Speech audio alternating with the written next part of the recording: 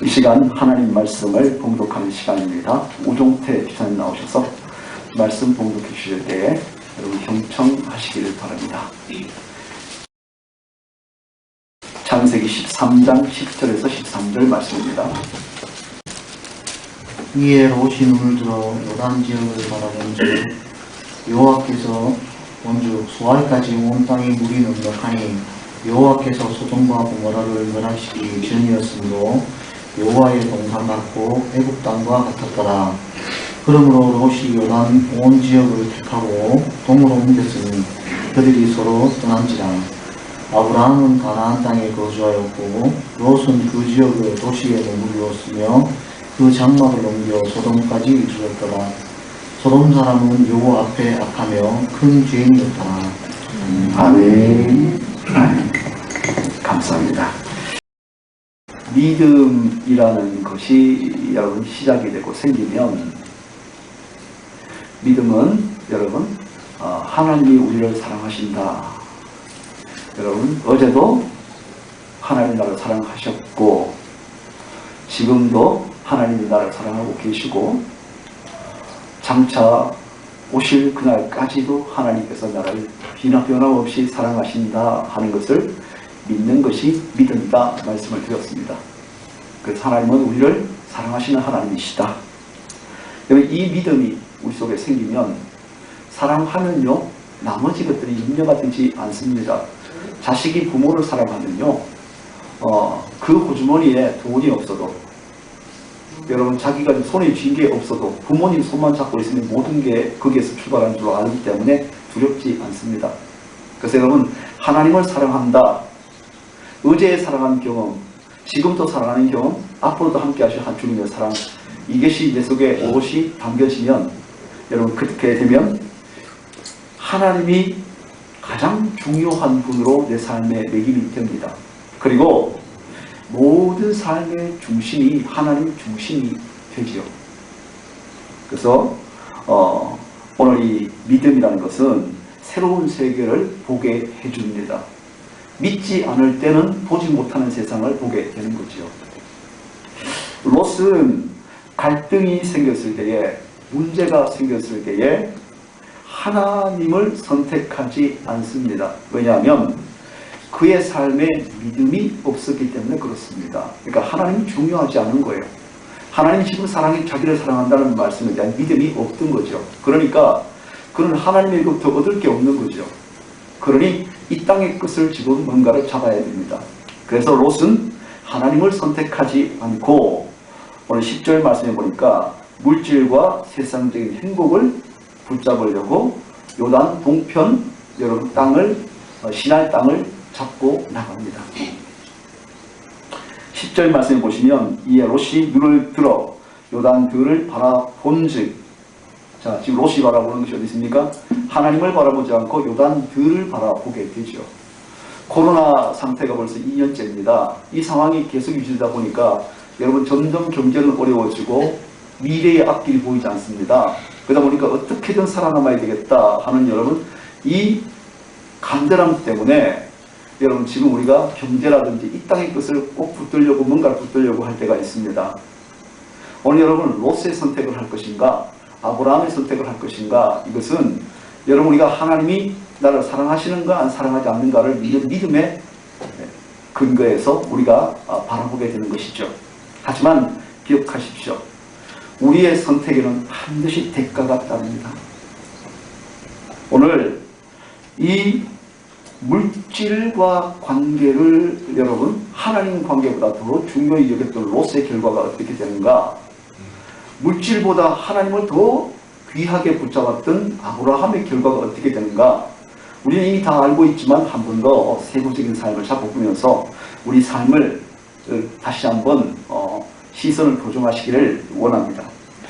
먼저 여러분 행복을 누구든지 원합니다. 행복한 삶을 살기를 바라지요. 이 행복한 삶을 약속해 주는 것 같은 소돔과 고모라 땅을 롯은 취합니다. 행복은요 무엇과 관계를 맺느냐에 따라서 결정됩니다. 롯이 바라보는 요단들에는 세 가지 특징이 있었습니다. 10절에 보니까 롯이 눈을 들어 요단들을 바라본즉 소알까지 온 땅에 물이 넉넉했다 이렇게 말합니다. 예로부터 있지 않습니까? 자식 입에 들어가는 밥과 논에 들어가는 물 이것만 있으면 배가 부르다 그랬습니다. 논에 물이 들어간다는 것은 미래가 보장된 것이죠. 오늘 소알 땅을 바라보니까 물이 넉넉했다. 이 이스라엘 땅 어디에도 물이 넉넉한 곳은 없습니다. 항상 물이 부족합니다. 물을 구하려면 지하 300m 저 요단 땅에 내려가서 떠올려야만 가능합니다. 이런 땅에서 소알 땅과 이 소돔 고모라 땅을 바라보니까 물이 넉넉했다 그랬습니다. 얼마나 좋을까요? 농사 짓기에 용이했습니다. 목초지에 양떼들에게 물을 먹일 불이 풍족했다는 뜻입니다. 두 번째로 보니까 여호와의 동산 에덴 같았다 이렇게 말합니다. 에덴은요 그야말로 풍성하십니다. 모든 조건이 완벽하게 갖추어진 곳이죠. 배산 임수가 되었다는 말씀이죠. 세 번째는 물된 동산 같다, 여호와의 동산 같다 하고 마지막에 애굽과 같았다. 이 애굽의 경험은 기억하시죠? 13장 우리 초반에 기근이 들어서 애굽 땅으로 내려가면서 아브라함과 롯이 애굽을 경험했습니다. 여러분 행복이 보장된 곳 같았습니다. 이 롯은 나일강을 중심으로 한 찬란한 이 도시 문화가 꽃피었던 애국 문명을 이 편리함과 화려함을 맛보았습니다. 범람해서 가만히 있어도 풍성한 농토가 나일강 주변에 여러분 널렸습니다. 그 근거를 통해서 수많은 사람들이 모이니까 그 인력으로 거대한 도시 문명을 이루었고 편리한 수로와 온 도시의 건설들을 했습니다. 그러니까 화려하고 아주 빛난 그런 편리한 곳이 되었죠. 지금 한국 사회는 경기 이북지방으로 해서 서울 중심으로 해서 2,500만에서 3,000만 이상이 지금 몰렸습니다. 앞으로 되면 더 그럴 것입니다. 여러분 창원 같은 거대한 1,000만 명이 다 돼가는 도시도 이제 소멸될 것이라고 지금 얘기했습니다. 여러분 한국 사회는 이제는 메가로폴리스를 해서 거대 도시 서울만 남을 것입니다. 이런 도시가 되다 보니까 희망이 없다고 표현합니다. 근데 또 한 가지 생각이 있습니다. 여러분 바로 이 코로나와 여러 가지 이 재해를 통해서 앞으로 이 지진에 준비되지 않는 서울이 어떻게 될까 상상해 보셨습니까? 여러분 그 지진학자들은 말합니다. 아마 이 서울에 6에서 7 정도의 지진이 나고 나면 남아있을 건물이 아무도 없을 것이다. 근데 여러분 서울은 어떻습니까? 60% 70% 이상이 아파트입니다. 두렵지 않습니까?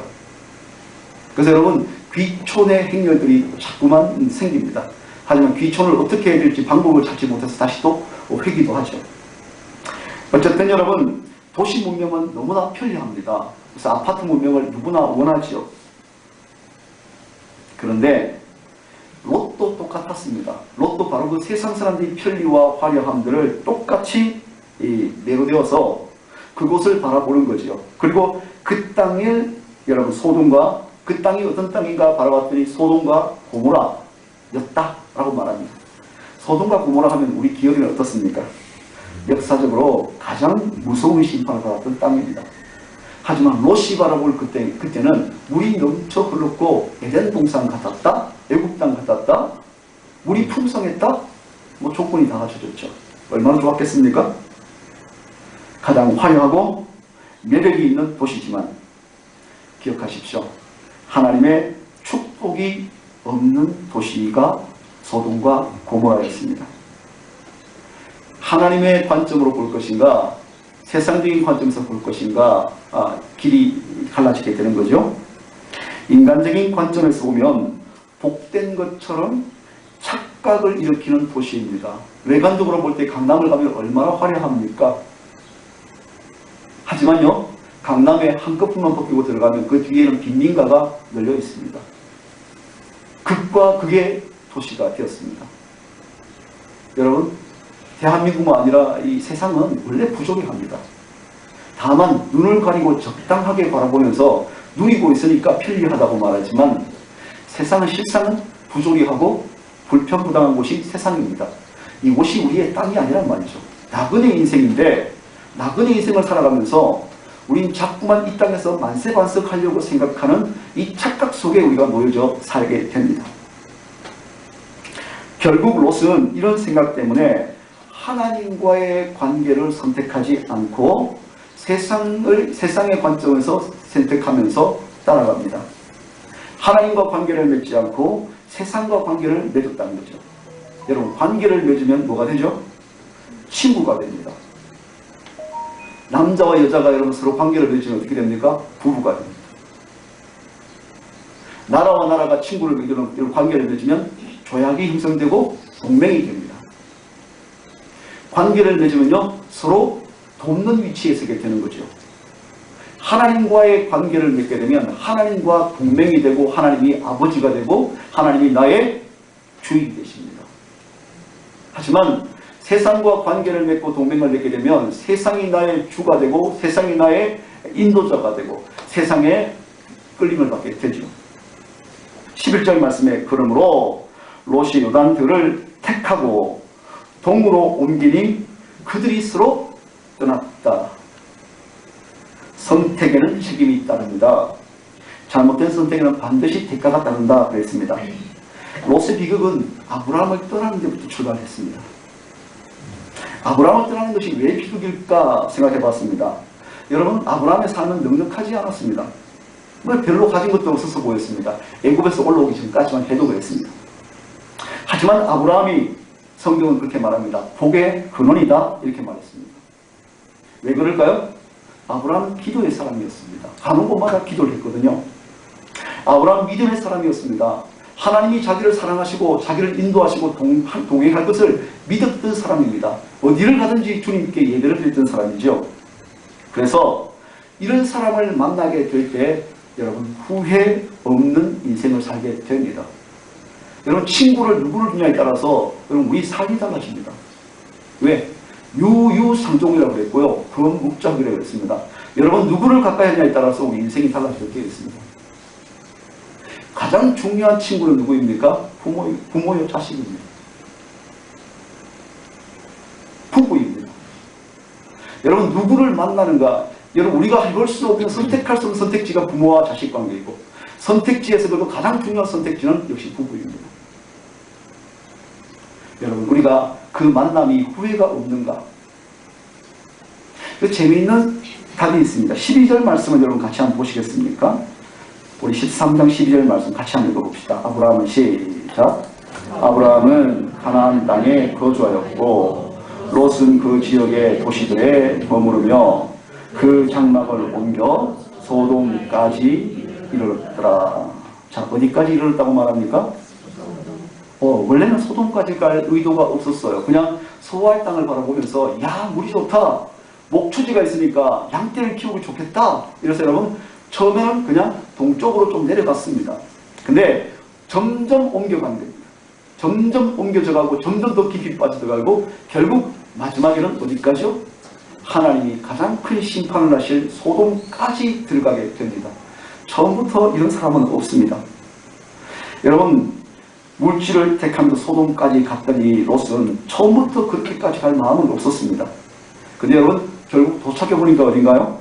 소돔까지 가게 됐습니다. 이 길은 멸망의 길이요. 이 길은 심판의 길입니다. 예수님께서도 넓은 길로 가지 마라.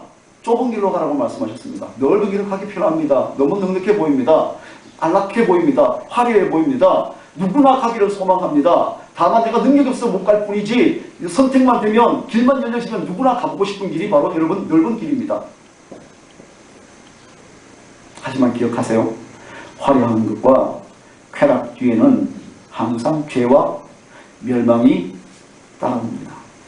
13절 말씀에 소돔 사람이 악하여 여호와 앞에 그 죄인이었더라.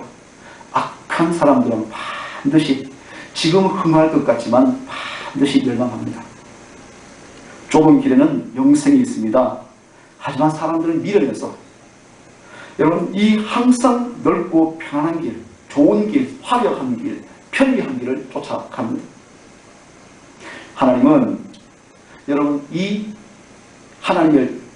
아브라함을 떠나서 롯은 이 하나님께 떠난 것을 사실 롯이 이 아브라함 곁을 떠난 후에 아브라함은 혼자 남게 됩니다. 이때에 누가 찾아오냐면 하나님이 아브라함을 찾아오십니다. 14절 말씀해 보시니까 롯이 아브라함을 떠난 후에 여호와께서 아브라함에게 이르시되, 이렇게 말합니다. 롯이 떠나기 전까지 하나님이 오시지 않으셨어요. 그런가요? 아닙니다. 오시지 않은 게 아니라 와 계시지만 침묵하십니다. 왜? 세상의 시야를 바라보고 있고 세상의 화려함을 눈이 멀어 있는 사람에게는 하나님이 계셔도 하나님이 보이지 않습니다. 안 계신 것이 아니라 보이지 않는 것입니다. 하나님이 함께 계시지만 느낄 수 없습니다.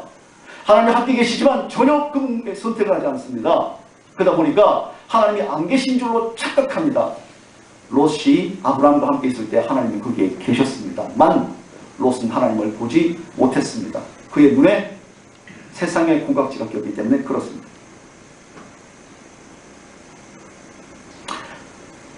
하나님은 언제 오시는가? 롯이 떠난 후에 오시는 중 찾아오셨습니다. 여러분, 갈등을 겪고 손해를 볼 것인가 안 볼 것인가 수많은 고민을 하게 되죠. 살아가면서 선택에 따라서. 결국 아브라함은 하나님을 생각하면서 포기합니다. 좋은 땅 포기하고 좋은 방향 포기하고 화려함을 포기하고 편리함을 포기합니다. 네가 선택해라. 네가 좌하면 나는 우할 것이요 네가 우하면 난 좌할 것이다. 완전 반대의 길을 택하겠다. 네가 선택한 것에 전혀 지장을 주지 않겠다. 이렇게 말씀을 하죠. 그러나 하나님은 그때 하나님이 늦게 오신 것이 아니라 이미 와서 이 모습을 보고 있는 거죠.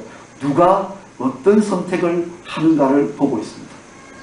누구와 관계를 맺으려고 하는가를 보고 계신 거죠. 롯은 하나님이 아니라 바로 앞에 있는 하나님이 아니라 세상에 향해서 손을 내밉니다. 아브라함은 그 세상을 향하는 롯의 손을 잡지 않습니다. 그리고는 선택해서 떠내보내고 하나님 손을 붙잡죠.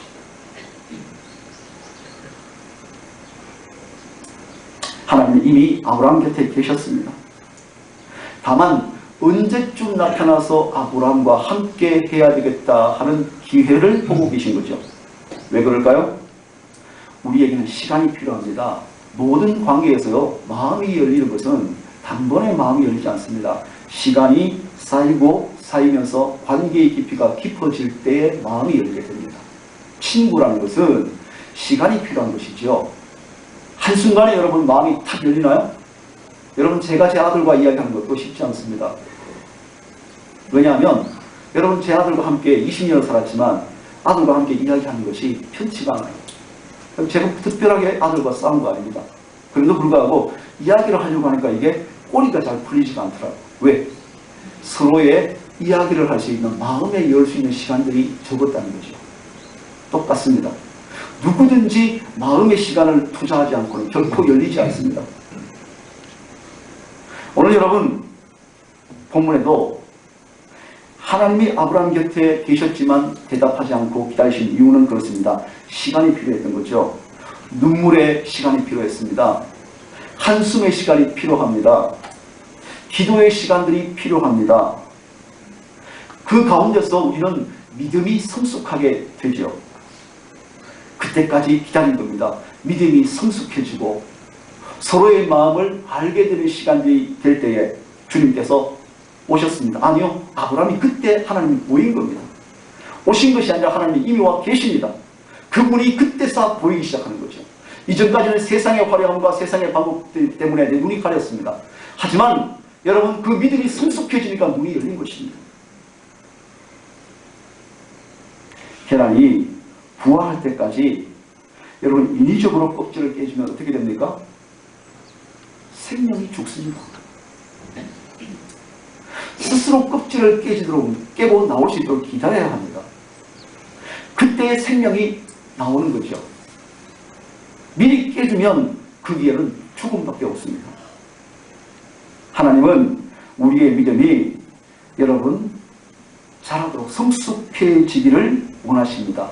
그래야 승리할 수 있기 때문에 그렇습니다. 왜 훈련이 필요합니까? 군대에서 훈련이 쌓이고 쌓이면 그것이 실력이 됩니다. 그저 여러분 총만 잡고 군복만 입혀서 내보낸다고 해서 싸울 수 있습니까? 그렇지 않습니다. 실력이 쌓이는 시간이 필요합니다. 훈련이라고 표현하죠. 여러분 우리의 믿음도 훈련이 필요합니다. 여러분 친교, 관계도 훈련이 필요합니다. 단번에 그렇게 되지 않습니다. 너무 쉽게 생각하시기 때문에 우리가 이 관계의 문제를 풀지 못할 때가 많습니다. 자기를 이기고 자기를 깨고 거듭나기를 하나님이 원하셨던 거죠. 그래서 우리가 승리하는 길은 딱 한 가지입니다. 뭐와 결별을 해줍니까? 롯과 결별해야만 하나님이 보입니다. 롯은 세상을 바라보는 시각입니다. 인간적인 관점입니다. 물질을 선호하는 것입니다. 이게 돼야 내가 잘 살아야 하나님께 드릴 수 있지 하는 이 생각도 똑같습니다. 오늘 급한 일부터 해야 내가 예배를 드릴 수 있지 이것도 똑같습니다. 오늘 우리가 여러분 가지고 있는 이 세상적인 관점을 롯을 떠나 보낼 때에 그때 여러분 하나님이 역사합니다. 그래서 여러분 여기서 승리하려면 믿음은 승리를 하게 되면 믿음은요 우리의 눈을 환하게 열게 만들어 줍니다. 롯이 떠나니까 아브라함을 찾아오신 하나님께서 이렇게 말씀을 하시지요. 너의 눈을 들어 너 있는 곳에서 동서남북을 바라보라 말씀합니다. 롯이 떠난 그리고 여러분 믿음이 성숙해지고 주님밖에 없습니다. 주님 외에는 없습니다. 주님밖에 나는 없습니다 라는 고백이 나오는 그 순간 믿음이 성숙한 순간 아브라함에게 너는 눈을 들어 내 있는 곳에서 동서남북 사방을 바라보라 말씀을 하죠. 동서남북은 무엇입니까? 새로운 세계입니다. 여러분 우리가 바라보는 세계 하나님이 바라보게 해주시는 세계 믿음은 새로운 세계를 열게 해줍니다. 지금까지 여러분 지옥같은 삶 풀려지지 않는 숙제 답답한 문제 때문에 답답해 있었던 우리의 눈이 주님이 믿음의 눈을 열어주실 때는 새로운 세계가 열리는 거죠. 여러분 꼭 그와 같습니다. 앞에 드라마는 여러분 슬픈 비극의 드라마를 주인공을 했습니다. 그 드라마가 끝나고 나면요 이 주인공이 새로운 역할을 맡아요. 영웅의 역할을 맡습니다. 그러면요 앞에 비극의 영웅의 그 역할을 아무리 하더라도 그게 끝이 나고 새로운 영화를 시작하면 이 사람은 영웅이 되어서 성웅 이순신의 역할을 하는 겁니다. 여러분 우리는 우리가 맡고 있는 연극이 다라고 생각합니다. 그렇지 않습니다. 그것은요 하나님 보실 때는 한 장르에 불과합니다. 하나님이 그 장르를 준비했다가 영광스러운 장르를 지금 준비하고 계십니다. 우리를 옮기시면 여러분 새로운 세계, 새로운 역사가 보일 줄로 믿습니다. 우리는 그렇게 할 수 없지만 하나님은 그렇게 하십니다. 그래서 시간이 필요합니다. 하나님께 시간을 드리는 겁니다. 하나님과 교제의 시간을 가지는 겁니다. 사도 바울은 유태인이었거든요. 그의 관점은 이스라엘의 경계를 못 넘었습니다. 그래서 복음은 항상 여러분 이 율법은 이스라엘에게만 적용되는 것이었습니다. 그러나 주님이 그 다메섹에서 사도 바울을 찾아왔습니다. 그의 관점은 바뀌었습니다. 이전까지는 여러분 이방인들을 다 개처럼 취급을 했습니다. 그런데 주님이 찾아오시고 그의 눈에서 비늘이 떨어지고 난 다음부터는 그 이방인들이 복음의 중심의 역할을 하도록 하나님이 세우셨다는 것을 알게 됩니다. 나는 이방인의 사도로 왔다. 눈이 바뀌는 거죠. 사도 요한은 어땠습니까? 그는 반모라는 섬에 유배를 당했습니다. 근데 기도하는 중에 주일에 하나님의 음성을 듣게 됩니다. 그리고는 그는 하늘의 눈이 열리면서 올라오라는 말씀에 따라서 하나님의 예배, 천상의 예배에 올라갑니다. 그러면요, 이전까지 한 번도 경험하지 못한 장면, 이 땅의 비극의 장면이 아니라 천상의 그 화려한 장면, 하나님의 역사 주권이 있는 장면을 바라보게 됩니다. 그리고 요한계시록의 장을 쓰지요. 그에게는 소망밖에 없습니다. 왜? 마지막에 승리하실 하나님을 봤기 때문에 그렇습니다. 여러분 현실 속에서 하늘을 바라보는 사람은 현실이 별로 바뀌지 않은 것 같지만 그의 삶은 이미 바뀌어 있습니다. 그렇게 산 사람들을 우리는 믿음의 사람이라 표현을 합니다. 여러분 이렇게 우리가 바뀌기 위해서 믿음의 삶으로 우리가 이 땅에 살면서도 하늘을 바라보는 삶을 살기 위한 방법이 오늘 여기 있던 말씀입니다. 바로 눈을 들어 너의 눈을 들라 말씀이죠. 14절에 우리 인간은 여러분 본능적으로 자꾸 땅을 봅니다. 땅을 자꾸 보는 거예요. 이 땅을 바라본다는 말씀이죠. 하나님은 믿음을 주시기 위해서 제일 먼저 하시는 말씀이 뭐냐면 이겁니다.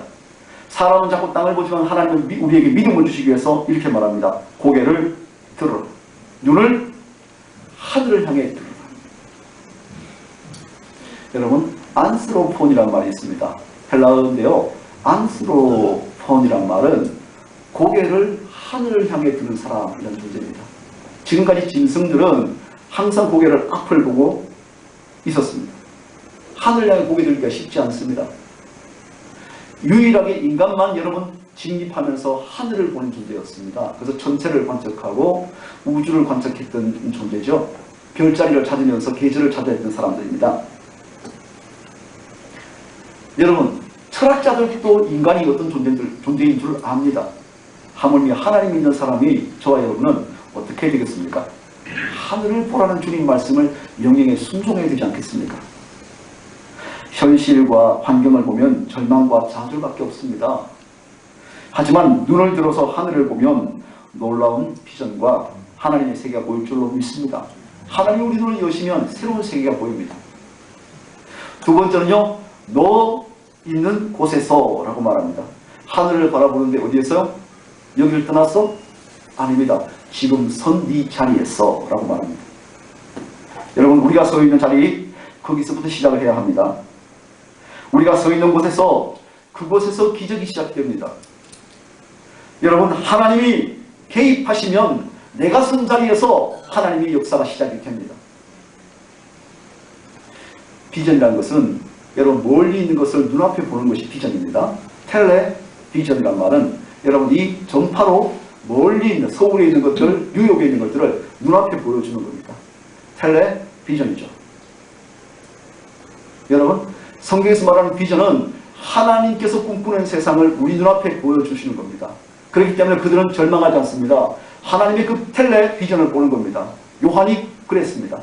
승리의 하나님을 바라봤습니다. 사도 바울이 그랬습니다. 자기 민족밖에 모르던 그 사람이 여러분 온 세계 복음이 전파되는 그 텔레비전을 봤습니다. 그건 더 이상 민족에 국한되지 않았습니다. 저와 여러분은 무슨 비전을 보고 있습니까? 15절 말씀에 내가 보는 땅을 내게 주겠다. 잃어버렸던 것만 바라보지 않았습니다. 사람들은 여러분 꼭 잃어버렸던 것, 실패했던 것에 묶여 있습니다. 그것 때문에 안 된다고 생각합니다. 저 사람은 안 돼! 라고 말합니다. 근데요, 저 사람은 안 되는 거 맞습니다. 근데 여러분, 하나님이 보시면 될 줄로 믿습니다. 비전입니다. 안 되십니까? 그것은 내 경험입니다.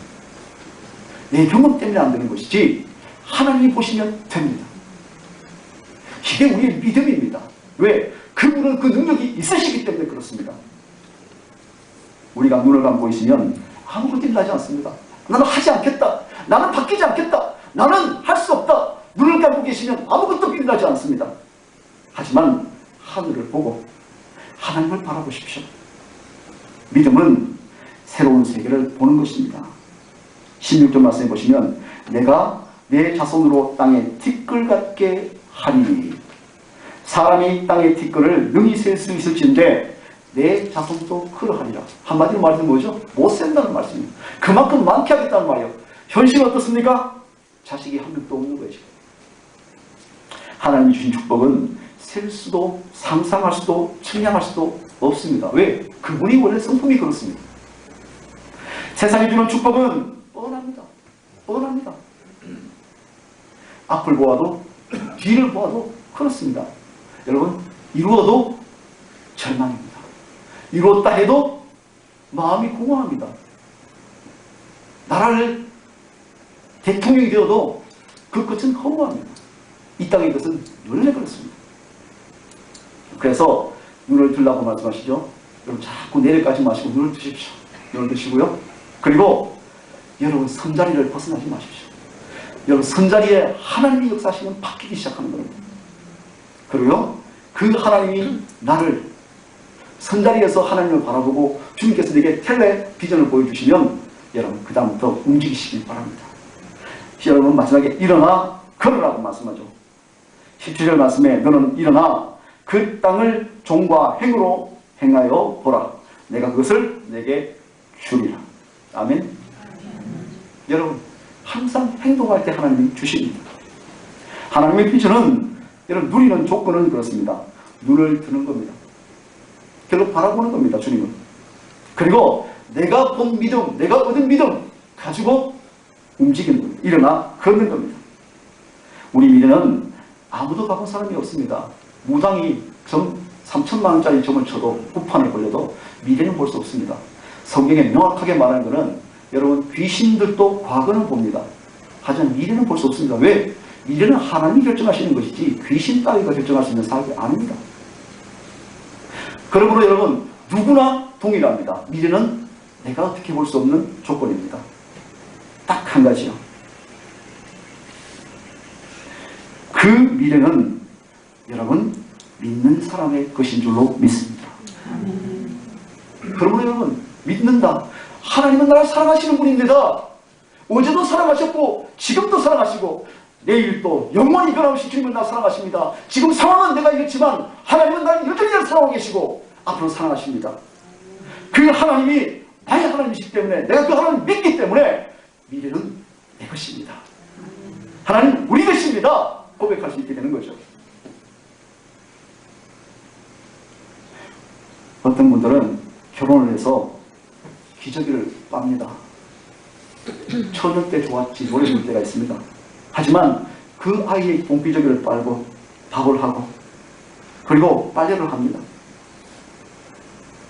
근데 여러분, 이런 생각을 가지고 있습니다. 나는 내일의 모세의 기저귀를 빨고 있다. 어떤 사람은요, 축사에서 소똥을 칩니다. 나는 하나님의 땅의 일부분을 치우고 있다 생각합니다. 현실은 기저귀를 빨고 현실은 똥을 치울 수 있습니다. 여러분, 하찮은 일을 하고 있다고 생각할 수도 있습니다. 하지만 여러분, 믿음이 있는 사람은 다른 세계를 보는 겁니다. 안창호 선생 같은 분이 그렇지 않습니까? 지옥 같은 일제 치하 가운데서 민족은 꿈과 소망을 잃어버리고 술과 도박과 여러분 온갖 것들로 타락해서 민족이 망해가고 있습니다. 거기에 미래는 아이들이 있다. 소망을 가지지 않습니다. 끊임없이 교육으로 세상을 바꾸기 위해서 애를 쓰던 분이 도산 안창호 선생입니다. 오늘 믿음은 새로운 세계를 보게 하는, 그리고 새로운 마음을 갖게 하는 능력인 줄로 믿습니다. 하나님의 비전과 꿈을 소유하게 해주시는 것이 믿음입니다. 그러므로 여러분, 아브라함은 그 비전을 봤습니다. 동서남북을 보라, 걸어보라, 다 네 거야. 아브라함은 그렇게 했습니다. 그의 현실은 어떻습니까? 여전히 마물의 상수리 숲을, 그거 자기 그만 있는 것이 아닙니다. 주변에 에글론이 여전히 다른 세력도 있습니다. 자기 땅이 된 것도 아닙니다. 자식도 없습니다. 지금 이루어진 게 하나도 없습니다. 내일이 어떻게 될지도 모릅니다. 아직도 동맹을 맺은 사람들이 없기 때문에 적들이 변심하면 바로 자기 가족들이 다 죽을 수도 있습니다. 여러분, 이런 오목한 세월 가운데 있으면서도 불구하고 그는 18절에 이렇게 말합니다. 이에 아브라함이 장막을 옮겨 헤브론에 있는 마물의 상수리 수풀에 이르러 거기에 그하며 거기서 여호와를 위하여 단을 쌓았더라. 여러분, 현실은 변하지 않은 것 같습니다. 아무것도 변하지 않습니다. 어제의 적들은 여전히 적이고 어제의 갈등은 여전히 갈등이고 아직도 풀리지 않은 숙제가 있고 풀리지 않은 문제가 여전히 있습니다. 이걸 어떻게 풀지도 몰라서 아예 덮어두고 있습니다. 눈을 감고 있을 수 있습니다. 하지만 그 상황에서 아브라함이 했던 것은 딱 한 가지입니다. 거기서 여호와께 단을 쌓더라.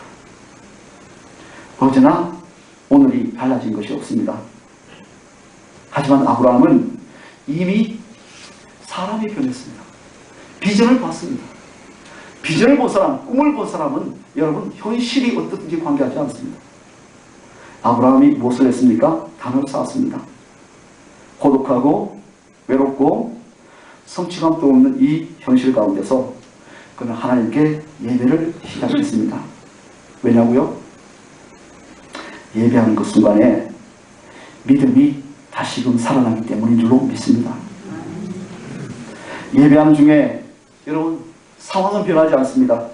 하지만 하나님이 개입하시는 역사가 기적이 나기 시작합니다. 하나님 능력이 나타납니다. 믿음의 사람은 여러분 단을 쌓을 때 하나님의 역사가 시작되는 것입니다. 갈등을 겪고 기근을 만나고 손해를 경험할 수도 있습니다. 하지만 그는 점점 더 하나님과 가까이 동행하는 사람으로 변했습니다. 또 한 가지 영상을 볼까요? 길들임이란 여러분 단어가 있습니다. 이거는 이게 어린 왕자에서 보시면 관계 맺는다라는 말로 해석을 해줍니다. 어린 왕자가 여러분 꽃과 갈등이 있어가지고 여러분 나중에 헤어져서 여행을 떠납니다. 떠나다가 어느 곳에 왔는데 여우가 이 어린 왕자에게 안녕 하고 인사를 하죠. 어린 왕자가 너는 누구지? 참 예쁘구나 이렇게 말을 합니다. 그 어린 왕자가 묻습니다. 이리 와서 나와 함께 놀아. 정말 나는 슬프단다. 꽃과 헤어졌기 때문에 너무 슬퍼. 여우가 그때 말을 하죠. 나는 너와 함께 놀 수 없어. 나는 너와 길들여지지 않았기 때문에 놀 수 없어. 이렇게 말합니다. 어린 왕자가 묻죠. 길들여지는 게 뭐야? 관계를 맺는 거야. 이렇게 말하죠. 관계를 맺는다고? 그래. 관계를 맺기 전에 너는 나에게 많은 다른 소년들과 다를 바가 없는 한 소년에 불과해. 그래서 난 너를 필요하지 않아. 너 같은 애는 아직 많단 말이야. 그러니까 관계를 맺기 이전에는 너는 여러 친구 중에 하나일 뿐이기 때문에 난 다른 친구도 관계를 맺을 수 있기 때문에 꼭 너가 필요치는 않아. 하지만 나도 너에게 수많은 여우 중에 하나잖아. 하지만 네가 나를 길들이면, 네가 나와 관계를 맺고 사귀게 되면 나는 너에게 이 세상에 오직 하나밖에 없는 존재가 될 거야. 여러분 관계를 맺기 위해서 여우가 다시 묻습니다. 언제나 같은 시간에 오는 게 좋을 거야. 이를테면 내가 오후 4시에 온다면 난 3시부터 행복해지기 시작할 거야. 시간이 지날수록 점점 더 행복해지겠지. 4시가 되면 흥분해서 안절부절 못할 거야. 그래서 행복이 얼마나 값진 것인지를 알게 되겠지. 그런데 네가 아무 때나 불쑥 오고 아무 때나 오지 않고 하면 내가 마음을 곱게 단장할 시간을 모르잖아. 관계는 시간을 정하고 그 시간을 기다리면서 행복감을 찾는 데 있다. 여우가 마지막 말합니다. 내가 비밀을 한 가지 알려줄게. 오직 마음으로만 보아야 한다는 거야. 가장 중요한 것은 눈에 보이지 않는 거야. 여러분, 세상에서 가장 귀한 것은 눈에 보이지 않는 것입니다. 그리고 그것은 관계를 맺는 겁니다. 그러기 위해서는 시간을 정하고 이 시간에 여러분 길들이 켜켜이 쌓여야 합니다. 그러면서 그 기다림이 기대가 되고 흥분되고, 제가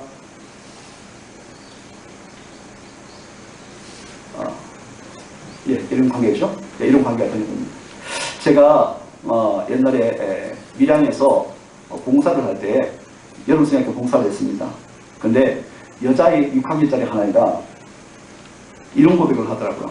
전도사님, 저는 주일 아침이 되면 가슴이 막 뛰어요. 차가 오면 막 가슴이 콩닥콩닥 뛰어요. 왜? 일주일 내내 기다리기 때문에 주일 그 시간에 차가 오면서 우리를 태우러 그 차가 오면 멀리서 보면 가슴이 막 뛰어서, 그래서 막 흥분이 돼요. 제가 저를 돌아봤습니다. 나는 예배를 드리면서 주님 앞에 오는 시간에 가슴이 얼마나 뛰었나. 나는 교우들을 만나면서 얼마나 가슴이 뛰었나. 가슴이 뛰지 않는 거예요. 왜? 관계가 안 맺어졌다는 거죠. 하나님과 관계가 멀어졌다는 거죠. 자식과의 관계가 제대로 안 됐다는 거죠. 그러니 만남이 있음에도 불구하고 기대가 되지 않고 가슴이 뛰지 않는 거예요. 죽은 영혼입니다. 주님 눈으로 바라보시고, 여러분 눈을 숙였던 눈을 들으시기 바랍니다. 그리고 우리가 있는 그 자리에서 여러분 일어나서 주님과 함께 걸으시기 바랍니다. 주님께서 우리 가운데 그 자리에서 역사하실 줄로 믿습니다. 기도하시겠습니다. 하나님 아버지, 믿음은 이 땅에 고정되어 있던 우리의 시선을 눈에 있는 허물을 벗고 새로운 세계, 믿음의 세계, 하나님이 역사할 세계를 바라보게 만들어주는 줄로 믿습니다. 하나님, 희망과 소망의 세상을 바라본 사람은 이 땅의 세월들이 어떻든지 그 세월에 따라서 절망하지 않습니다. 오늘 우리는 믿음의 눈으로 주님의 세상을 바라본 사람입니다. 그러기에 바울같이, 요한같이 주님, 우리의 시선이 주님께 고정되게 하시고 주님의 눈으로 바라볼 수 있게 하시고 우리의 선자리에서 하나님 우리가 이 땅을 걸어가며 주님과 동행하며 변화시키는 출발점이 될 수 있게 허락하여 주옵소서. 우리의 눈을 열어 주님의 믿음의 역사를 바라볼 수 있게 하시기를 간절히 바라옵고 예수 그리스도의 이름으로 기도드립니다. 아멘.